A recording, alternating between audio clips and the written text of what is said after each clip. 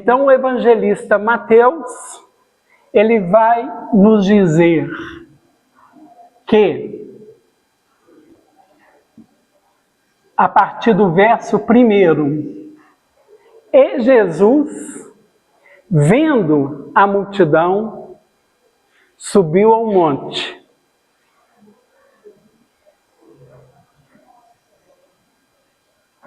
Então ele vai, e Jesus, vendo a multidão, subiu ao monte. E assentando-se, aproximaram-se dele os seus discípulos. E assentando-se. Já uma lição de humildade, não é, Marival? Por quê? Porque se o nosso mestre falasse em pé, os seus dizeres nos seriam incompreensíveis. Então, o assentar-se é aquela questão de adequar-se à compreensão dos ouvintes. Imaginemos bem o nosso amado mestre morejando, laborando no sistema solar. 8 horas luz de extensão. Sistema solar.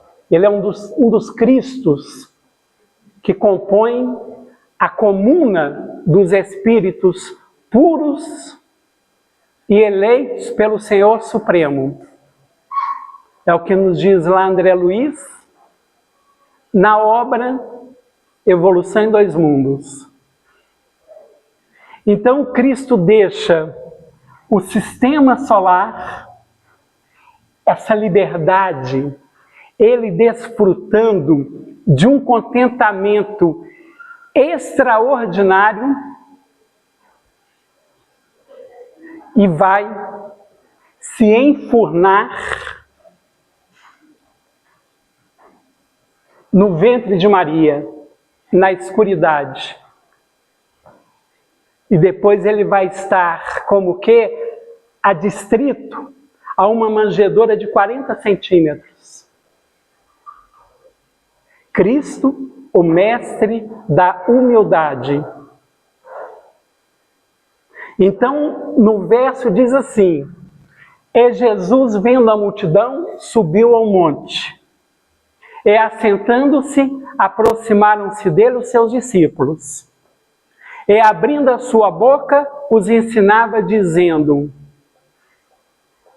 Interessante. E abrindo a sua boca, os ensinava dizendo... Quer dizer que o Cristo, mesmo com a boca fechada, nos ensinava? Sim. Porque a sua presença era uma viva ensinadela. Ele transmitia com o seu ser padrões elevadíssimos. Então, quando Cristo está silente na manjedoura, ele está como que transmitindo-nos a lição viva da humildade. Mas atendendo aqueles não portadores de tanta sensibilidade, ele, abrindo a sua boca, os ensinava dizendo... Aqui nós omitimos o S, não é, Marival? Obrigado, viu, amigo? Bem-aventurados os pobres de espírito, porque deles é o reino dos céus. Primeira bem-aventurança. E esta é uma bem-aventurança extremamente polêmica. Porque o que será que o Cristo quis dizer de serem felizes, ditosos, os pobres de espírito? Allan Kardec vai como que elucidar-nos no capítulo 7º, Bem-aventurados os pobres de espírito, que Ele não estava se reportando aos tacanhos, aqueles que são como que não tão providos de intelectualidade, de inteligência. Não estava se reportando também aos parcos no que respeita aos recursos materiais, mas a um estado interior que o humilde carrega consigo para onde quer que ele vá. Todas as demais bem-aventuranças, temos lá as promessas, os efeitos no futuro. Os que choram, porque serão consolados. Os mansos, porque herdarão a terra. Os justos, porque serão saciados. Os que têm fome e sede de justiça. Os pacificadores, porque serão chamados filhos de Deus. Esta é a única que toca a questão do presente. O pobre de espírito, ele não fica na expectativa de um recebimento. Ele imediatamente se instaura nele o reino dos céus. A paz, a tranquilidade, a alta disposição interior, porque deles é o reino dos céus. Então nós trouxemos alguns tópicos referentes ao pobre de espírito, ou aos pobres de espírito. Os pobres de espírito expressam ciência da própria infinidade, da própria pequenez. Nós temos ideia de como somos diminutos? Emmanuel, no capítulo 24 do Pensamento e Vida, Humildade, ele vai nos dizer assim, porque no fundo a humildade é o reconhecimento da nossa pequenez diante do universo. É uma comparação magistral de Emmanuel. Nós somos um pontículo de consciência. Nós gostamos de nos referir ao Espírito como sendo, nós outros, um quase nada pensante.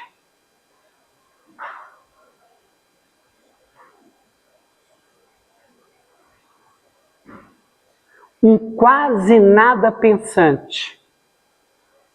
Então, se formos imaginar, vamos esquecer o nosso corpo físico, que é o que nós não somos. Vamos esquecer o perispírito, que é o que nós não somos. Questão 88 do Livro dos Espíritos. Qual a natureza íntima? Não, o espírito tem forma determinada, limitada e constante? Resposta: para vós não. Para nós, entretanto, sim. O espírito é, se o quiserdes, uma chama, um clarão, uma centelha etérea. Então, se nós nos desfizermos de todas as nossas roupagens, a carnal, a perispiritual, somos como que uma centelha. E quando comparados ao cosmos? Quando nós nos imaginamos perante a amplitude da cidade de Belo Horizonte, de Minas, do Brasil, da América do Sul, do Ocidente, da Terra, do Sistema Solar, da nossa galáxia que tem, para podermos percorrê-la de ponta a ponta, 100.000 anos-luz. Há aproximadamente 30 dias, pesquisadores da Alemanha, da África do Sul, eles detectaram a maior estrutura do universo. É uma estrutura colossal. Para que nós tenhamos uma ideia, o que nós aprendemos na escola? Que cabem dentro do nosso Sol 1.300.000 terras. Dentro do nosso Sol. Nessa estrutura cabem 200 quatrilhões de sóis. Mas nós nos sentimos o máximo. Um determinado psicanalista, ele comenta acerca de um paciente dele, narcísico, megalomaníaco. Lógico que não diz respeito a nós outros, né, Carlindo? Mas esse paciente, ele dizia que ele entrava em determinados delírios dele para com ele próprio, de se sentir tão importante, que quando ele ia caminhando na rua, ele tinha a vívida impressão que as pessoas olhavam para ele e falavam: nossa, ele é muito importante, ele é muito carismático, e as pessoas davam passagem para ele, e ele falou que a sensação que ele tinha, a representatividade mental, era de que o mar vermelho estava se abrindo. E ele caminhando. O nosso caminhar revela-nos interiormente. Emmanuel, na própria obra Pensamento e Vida, ele diz que o ser humano anda de uma forma tão soberba. E o que nós somos? É provável que um quark,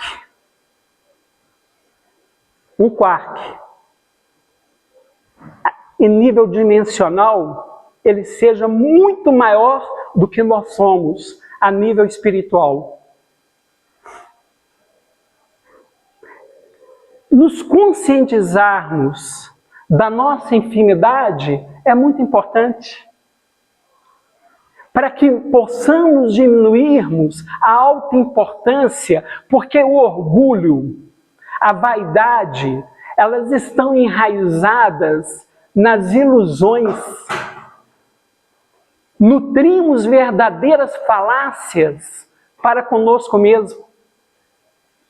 Então, os pobres de espírito, eles têm plena consciência do mínimo que são. Eles possuem uma insuficiência, uma consciência da insuficiência própria, no que respeita aos seus saberes e às suas capacidades cognitivas. O orgulho intelectual. Ah, mas eu tenho uma memória, puxa vida, extraordinária. Eu fico nos meus monólogos. A minha memória é fantástica. De repente se instaura dentro de mim o mal de Alzheimer. O mal de Alzheimer é a humildade da memória. Isaac Newton dizia, provavelmente, não se tem certeza, que se ele enxergou longe é porque ele subiu em ombros de gigantes.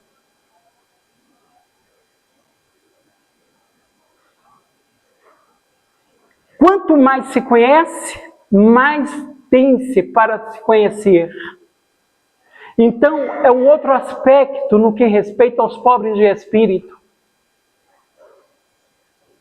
Porque o pobre de espírito, ele carrega dentro de si uma leveza extraordinária. Por que o pobre de espírito carrega uma leveza? Por que nós outros vivemos tensionados? Estamos sempre tensos. Porque nós temos que proteger a nossa imagem. Temos que proteger o nosso ego. Não podemos estar desnudos, aliviados.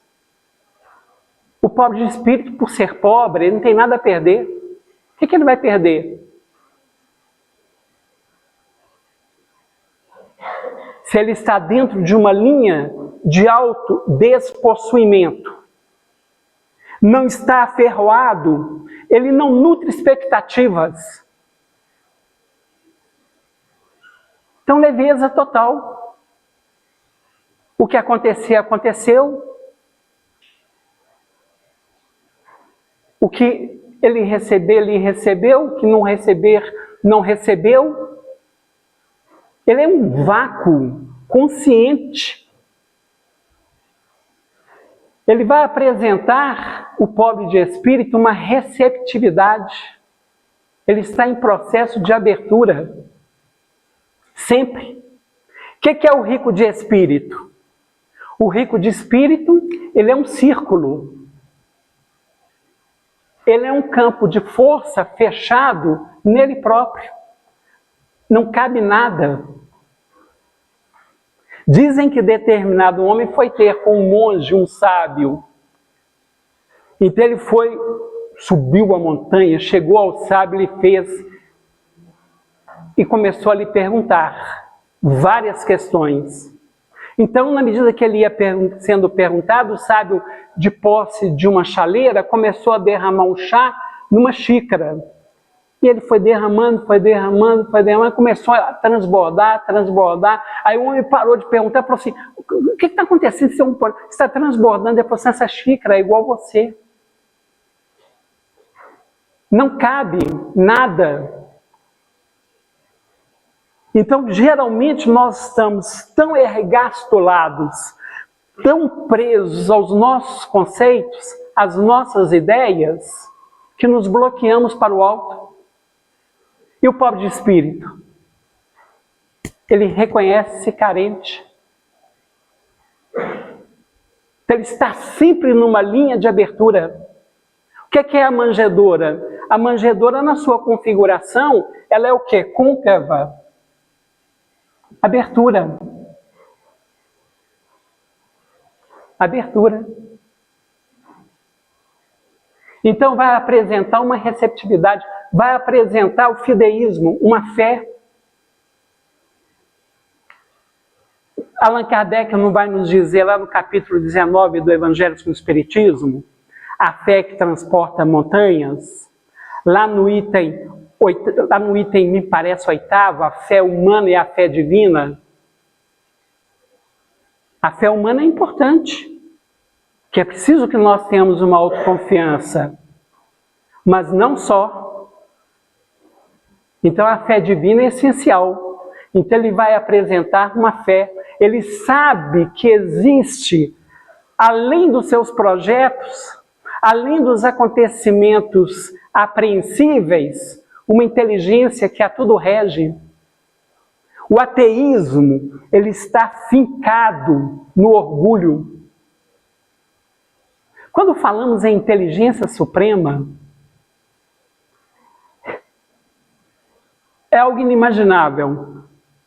E sempre será inapreensível essa inteligência. Não é que um dia... Não, é que nunca vai haver explicação para ela. Nunca, que é Deus. Resiliência, ele apresenta uma abertura para novas verdades. Ele vai valorizar as pessoas.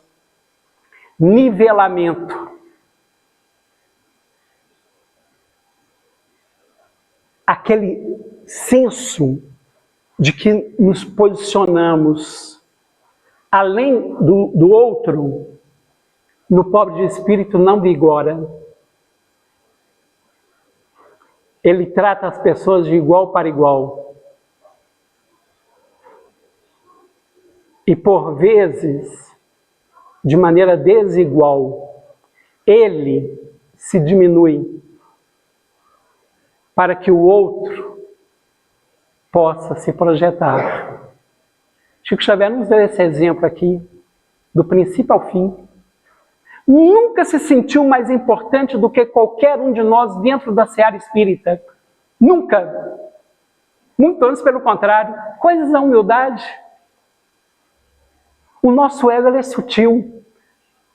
Vamos como que nos inflando e muitas vezes em detrimento do nosso semelhante. Quanto mais nos conhecermos, mais será a nossa tendência em não como que nos ampliarmos aos nossos próprios olhos. Então alguém disse assim, que humildade é a verdade do ser humano perante ele próprio. É aquilo que a criatura é. Então, realmente, passa muito por aí, sem dúvida. Desapego de coisas, de pessoas e das próprias virtudes.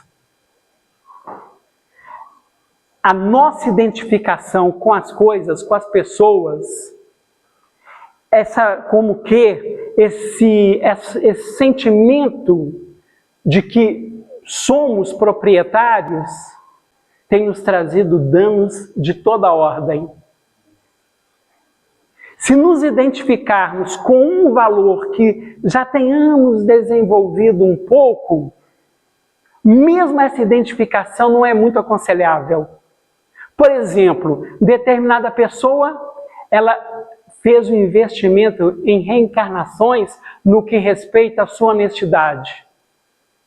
Amanhã, alguém vai e diz para ela que ela é uma pessoa desonesta em público.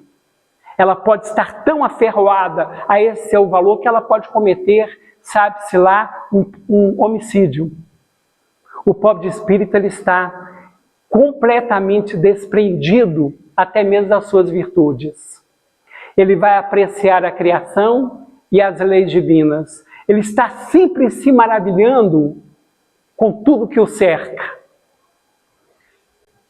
Desegoificação contínua na diminuição do seu orgulho.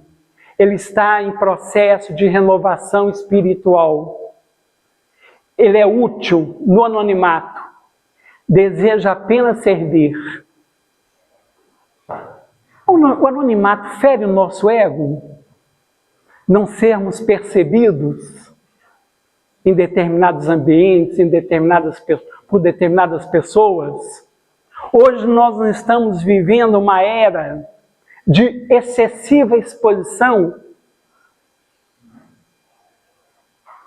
no Facebook, Instagram, WhatsApp, YouTube. Somos verdadeiras celebridades. TikTok, não é, amigo? Hoje o Lago de Narciso é a tela do nosso celular. É o Lago de Narciso. Recordamos quando o filósofo alemão Martin Heidegger, ele escreveu a obra Ser e Tempo. Ser e o Tempo. E ele vai chamar-nos a atenção. Ele desencarnou em 1976. Ele vai dizer que ele já questionava essa nossa escravidão à tecnologia, à época. Então ele vai dizer que todas as pessoas que se expõem em demasia nas redes sociais vivem, na verdade, no anonimato. Todas as pessoas vivem no anonimato. O que ele quis dizer-nos? Que elas estão escondidas de si próprias. Elas estão anônimas, delas para com elas próprias. Então, como a nossa amiga nos colocou, nós queremos compensar esse autodesconhecimento, evidenciando-nos nas redes sociais. Olha o conceito dele de anonimato. É o inverso. Nos nossos minutinhos finais, agradecendo a Jesus pela oportunidade, ele é leve, nada tem a perder, não almeja grandes coisas. Pois bem, aqui nós trouxemos, aqui temos uma manjedoura, provavelmente do 1º século do Cristo. Vamos imaginar, né, Miriam? Ali, chamamos os nossos amigos, assim, fazemos um álbum da nossa infância. Aí nós vamos mostrar o nosso berço, né? A humildade do Cristo é algo... Pois bem, a manjedoura assinalava o ponto inicial da lição salvadora do Cristo, como a dizer que a humildade representa a chave de todas as virtudes. Por isso, Jesus vai começar a bem-aventurança com os pobres de espírito, porque é a chave para todas as virtudes, a humildade. E para que possamos interromper, agradecendo, nós temos aqui Emmanuel, no próprio capítulo 24, Humildade no Pensamento e Vida, ele vai trazer esse esquema para nós, que a carência da humildade surge na alma humana doentias enquistações de sentimento. Quando escasseia a humildade dentro de nós, nos ensina Emmanuel, o que vai ocorrer? Os quistos de sentimentos. Quais são os quistos? Orgulho, cobiça, egoísmo, vaidade. Que vão gerar desespero, ciúme, despeito e intemperança. Que vão gerar depressão nervosa, desequilíbrio emotivo, ulceração, disfunção celular, câncer. A falta da humildade gera câncer. Nos diz Joana de Ângeles, por intermédio de Valdo Pereira Franco. E muitas vezes leva a criatura à loucura. Sabe assim, qual que é a causa da nossa insônia? Nós ficamos pensando nas nossas insônias. Eu não consigo dormir uma noite. Muito das nossas insônias é devido ao nosso amor próprio. Porque fomos ofendidos, ficamos remoendo aquela ofensa.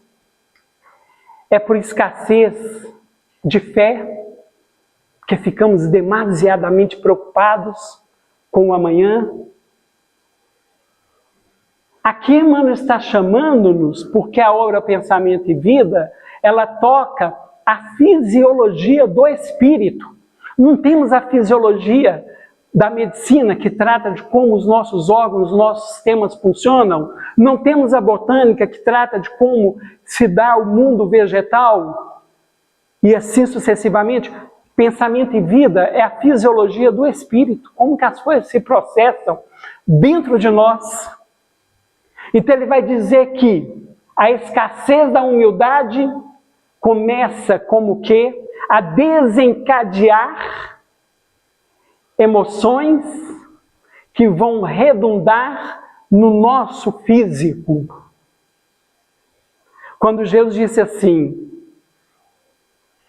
há 40 anos atrás, eu estava na União Espírita Mineira, aí o seu Manuel Alves, que agora completou 100 anos, todos nós sabemos a pessoa maravilhosa que ele é. Então, há 40 anos atrás, eu lembro que estava na União Espírita Mineira assistindo uma palestra do seu Manuel. Seu Manuel foi e disse assim, quando Jesus nos disse, aprendei de mim que sou manso e humilde de coração, ele estava se revelando o maior cardiologista de todos os tempos. Porque a mansidão e a humildade alivia o nosso sistema cardíaco.